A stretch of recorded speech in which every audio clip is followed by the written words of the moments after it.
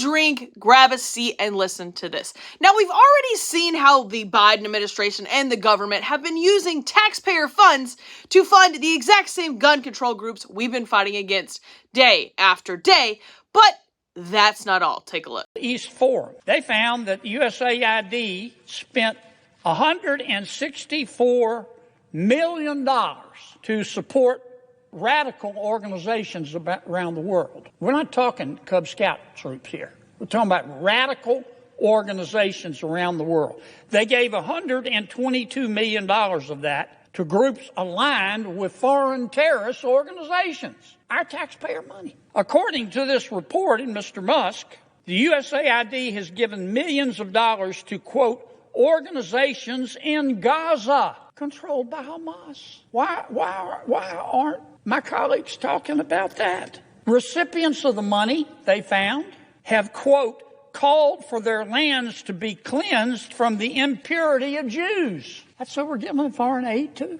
What else? I'm not going to spend my whole time talking about this, but nobody else is talking about it. They're just talking about the process. And Mr. Musk, and he's a mean guy, and he shouldn't be looking at our spending. Well, he is. And I kind of find what he's found out interesting. Oh, I'm curious to hear your thoughts on this, because personally, I don't think that's the greatest way to be spending taxpayer funds, but I want to know your thoughts. So let me know down in the comments, and let's get back. He found that we gave $4.5 million of taxpayer money to combat disinformation in Kazakhstan. He found that we gave $10 million, USAID did, of meals to an al-Qaeda-linked terrorist group called the Nusra Front. Mr. Musk found that we gave $7.9 million of taxpayer money to a project that would teach Sri Lankan journalists to avoid binary gendered language. The USAID took $8 million